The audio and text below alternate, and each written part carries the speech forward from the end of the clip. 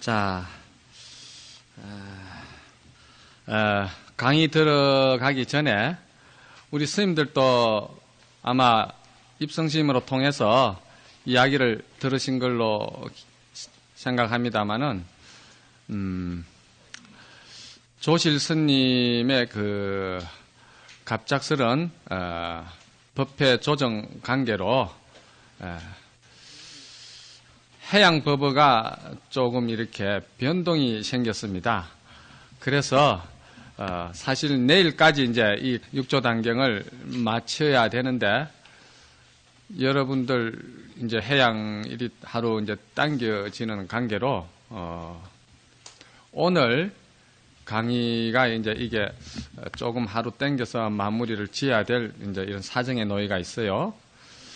그래서 저 또 이렇게 생각해 보니 항상 여러분들과 저가 말이죠, 같은 지금 뜻을 가지고 하고 있는 일이 우리가 참 이 실참에 뭔가를 지금 중요시 여기는 선자다 보니까 어떤 교학적인 이 뭐 자료 근거 이런 거로 통해서 이 경을 들여다보는 것보다는 뭔가 실참에서 우리가 바로 즉시 할 수 있는 그런 그 마음의 기대가 컸기 때문에 이번 강의 저 역시도 그러한 자료보다는 바로 실참에 들어가는 가나선에 우리가 근거를 두 가지고 연관시켜서 쭉 해왔는데, 육조 스님의 그 정의 불의 사상으로 그치면서 거기서 거의 육조 스님의 사상을 제가 여러분들에게 전해드릴 수 있는 내용은 입지와 어떤 그 정견에 대한 분명한 그 가닥이랄까 이런 것을 여러분에게 확신을 좀 심어주려고 노력했기 때문에 여러분들께서도 아마 좀 많이 공감하시는 분들이 계시다는 걸 제가 들었습니다. 그러니 이제 이 뒤로는 사실 뭐 이제 유통분이 또 해당되는 부분도 많고, 스님께서 이제 열반하시면서 후학들에게 이 도노종법을 끊이지 아니하고 후대에 잘 전해라는 이제 그런 그 유촉이 계셨으니까, 요것은 이제 여러분들이 또 나머지는 또 좀 이렇게 좀 독경도 하시고 별 큰 어려움이 없을 것 같아요. 중요한 것은 우리가 육조 스님의 그 후대로서 우리 그 육조 스님의 사상을 그 바로 인식하고 어떠한 흔들림 없이 이 문중에는 점수라든지 어떤 그 다른 수행법을 여기다가 겸할 수가 없다는 거, 오로지 돈수한다는 거, 그리고 바로 본성 자리가 공적한 그 이치를 알고 닦는다는 이 자체도 우리가 어떻게 보면은 참 허공에 또한 말이지 뭔가 말뚝을 박으려고 하는 이치와 같다는 걸 갖다가 여러분들이 좀 직관하시고, 그런 정도의 그 사상이 완전히 정립되는 것이 중요했다는 것을 이번 강의에 이제 좀 제가 말씀을 드린 게거든요.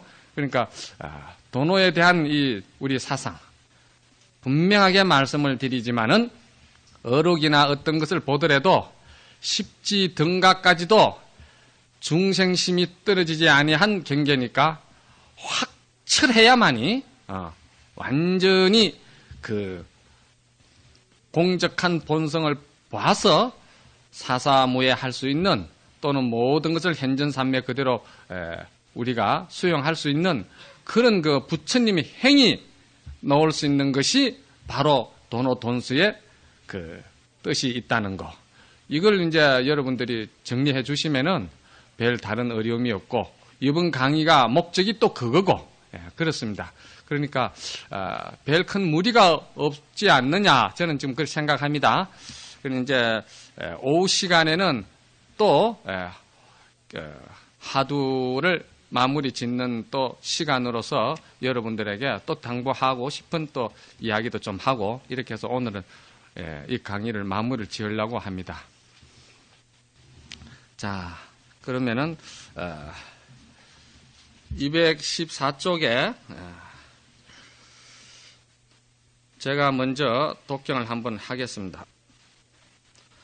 일찍이 신수선님은 사람들이 해능선님의 법이 빠르고 곱게 길을 가리킨다고 말하는 것을 보았다. 신수선님은 드디어 문인 지성을 불러 말하였.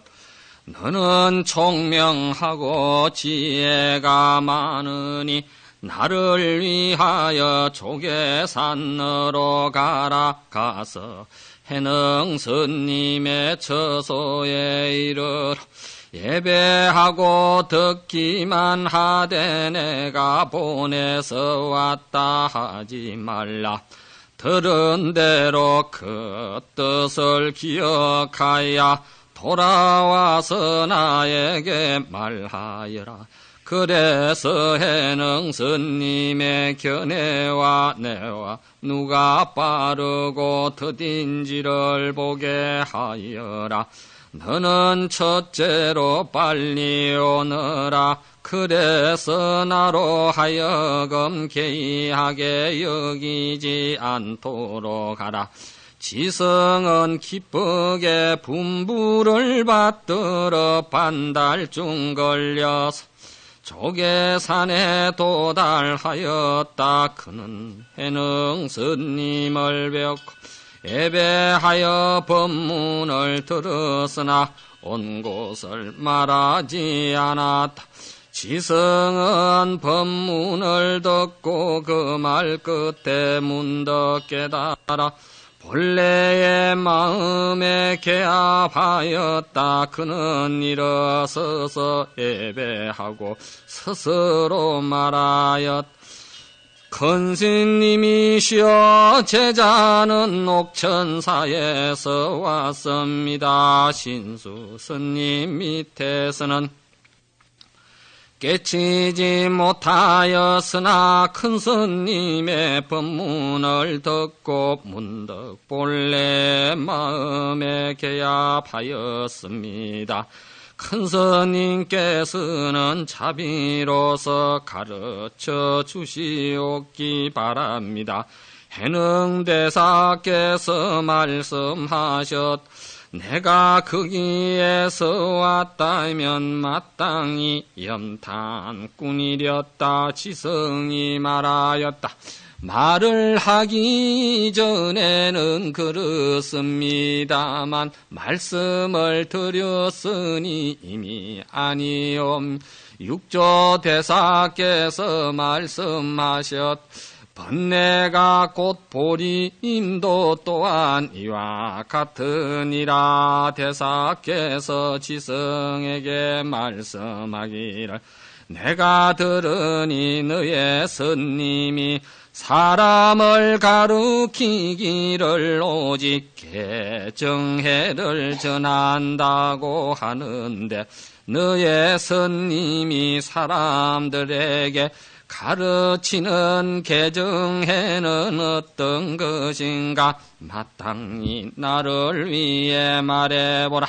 지성이 말하였다. 신수선님은 개정해를 말하기를 모든 악을 짓지 않는 것을 개라고 하고 모든 선을 받들어 행하는 것을 해라고 하며 스스로 그 뜻을 깨끗이 하는 것을 정의라고 한다. 이것이 개정해이다. 신수선님의 말씀은 그렇거니와 큰스님의 의견은 어떠신지 알지 못합니다.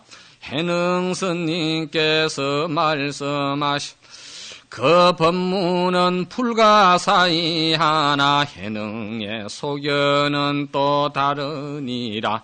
지성이 어쭈었다 어떻게 다릅니까? 해능스님께서 대답하시기를 견해 드디고 빠름이 있느니라. 지성이 개정해에 대한 스님의 소견을 청하였다. 대사께서 말씀하셨다. 너는 나의 말을 듣고서 나의 소견을 보라. 마음 땅에 그릇됨이 없는 것이 자성에게요. 마음 땅에 어지러움이 없는 것이 자성의 정이요. 마음 땅에 어리석음이 없는 것이 자성의 해니라. 해능대사께서 말씀하셨다. 너에게 정해는 작은 근기의 사람에게 근하는 것이요. 나의 계정에는 높은 근기에 사람에게 근하는 것이다. 자기의 성품을 깨치면 또한 계정해도 세우지 않느니라. 지성이 여쭙기를 큰 스님께서 세우지 않는다고 말씀하시는 뜻은 어떤 것입니까? 대사께서 말씀하시기를 자기의 성품은 그릇됨도 없고 어지러움도 없으며 어리석음도 없다. 생각마다 지혜로 간조하여 항상 법의 모양을 떠났는데 무엇을 세우겠는가? 자기의 성품을 단박 닦으라. 세우면 점차가 있으니 그름으로 세우지 않느니라. 지성은 예배하고 바로 족의 산을 떠나지 아니하고 문인이 되어 대사의 좌우를 떠나지 않았다. 이제 우리가 소위 말해서 실참 하는 납자가 말이죠. 선지식 어른 스님을 이래 찾아뵈었고 참 법을 묻는 아주 참 중요한 그런 모습입니다. 이제 여기에서 지금 이 경을 편집했던 법회 스님께서 아마 이렇게 이제 하신 것 같은데 저는 이거를 능가 사자기의 이 부분에 대해서 조금 의문이 가서 좀 이래 찾아봤어요. 찾아보니까 참 이 신수 스님이 우리가 북종선의 점수법을 한다고 해서 이제 지금 여기에 완전히 우리 육조 스님의 사상을 갖다 두각시키기 위해서 이 육조 단경이 편집이 된 것은 여러분들도 잘 아시겠지만은 그러나 신수 스님의 그 위치나 수행 능력이나 여러 가지로 볼 때 신수 스님도 그 당대에 대단한 한 선지식으로 이렇게 법력이 있던 걸로 이제 기록에도 많이 나오는데 과연 이러한 그 큰 신님께서 이 편집 내용이 보면 조금 우리 보통 수행하는 우리 스님들께서도 마음 용심 쓰는 게 이렇게 하기 좀 어려운데 이런 부분이 과연 있었겠느냐. 이래서 이제 제가 그 기록을 한번 찾아보니까 그 능가 사적에는 이렇게 나와 있어요. 신수 스님께서 항상 이 법회를 하시면서도 대중들에게 남종의 그 해능 스님이라는 분은 참으로 글자는 모르지만은 부처님의 그 지견에는 득통하신 분이다. 나는 그분의 그 높은 그 지혜에 감히 따르지를 못한다. 그러니 나에게 법을 듣고 또한 눈이 열리지 못하는 납자가 있을 때는 그 큰 스님을 항상 찾아배웠고 가서 법을 배우도록 하여라. 나 역시도 가서 배웠고 항상 법을 묻고 싶은 마음이 간절하지만 길이 멀어서 내가 참 이렇게 가 배웁지 못하는 것이 항상 한스럽다는 것을 갖다가 신수 스님이 그렇게 기록해 놓은 것이 있어요.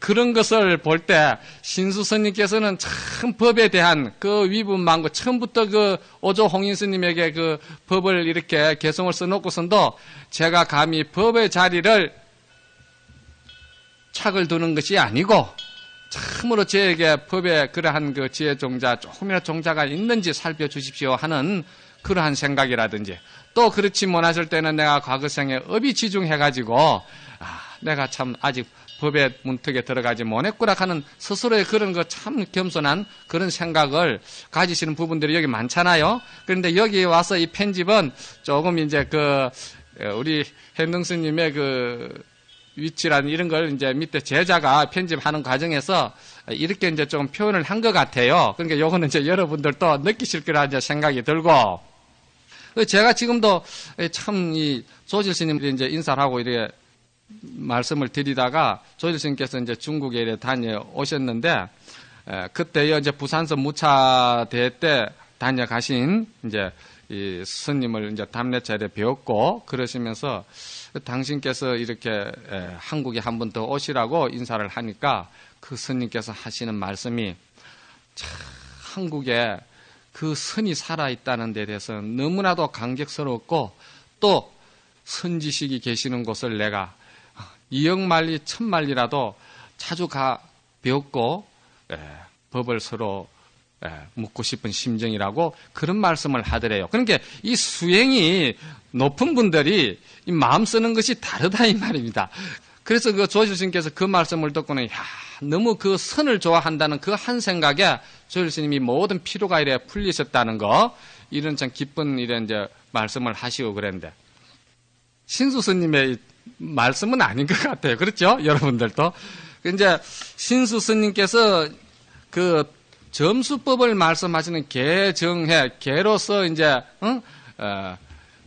정으로서, 해로서 이렇게 이제 구분을 지어서 가닥을 이렇게 잡아 나가는 거를 해능스님께서는 근본 바탕을 이렇게 지는 거 아닙니까? 그렇죠? 근본 바탕 자리에 공적하고 근본 바탕 자리에 뭐가 붙을 것이 없고 본래 청정한 자리인데 괜히 해니 정인이 이렇게 거기다 세운다는 것이 오히려 조금根기가 약한 사람들을 위한 것이 아니냐. 이것을 이야기를 할 때 우리가 생각할 때 바로 이 관아선이라는 것이 바로 그렇다는 겁니다. 제가 생각할 때 관아선이라는 것은 말이죠, 우리가 계를 지킨다, 정을 한다, 해를 한다 이렇게 뭐 많은 계정해를 이야기를 하지만은 사실은 말이죠, 의단 하나 딱 지면은 그 속에 계정해가 다 그냥 포섭되는 겁니다. 그렇잖아요? 그러니까 의단 하나 지는 그것 자체가 본영적한 자리를 그대로 드러내서 관에 들어가는 것이기 때문에 일체 모든 것을 다 습한다는 뜻이기 때문에 이 관아선이 최상승법이고, 관아선만 의단만 잘 지고 여법히 정진에 들어간다고 할진대는 일체 모든 우리의 벌어진 이 살림살이들이 거기에서 다 조금도 틀리지 않게끔 다 그 정도에 맞게끔 이게 나오게 돼 있다는 겁니다. 그러니 근본을 갖다가 먼저 채를 딱 바로 세운다는 것이 우리 지금 해능스님의 근본 바탕 자리에 본래 부끄럼이었고 또 허물어지는 것이었고, 거기에다가 또한 말이죠, 흔들림이었고, 거기에 또한 어두운 것이 없었는데 개정해를 거기다가 붙일 것이 뭐 있냐, 이 본분 자리를 나타내는 이야기입니다. 그러니까 해능 스님 말씀은 항상 본분 자리를 들고 이야기를 하시는 거예요. 그러니까 우리가 이 실참하는 이 화두도 알고 보면 세상법 가운데서 가장 근본이 되는 본분 자리를 이야기하는 것이 화두법입니다.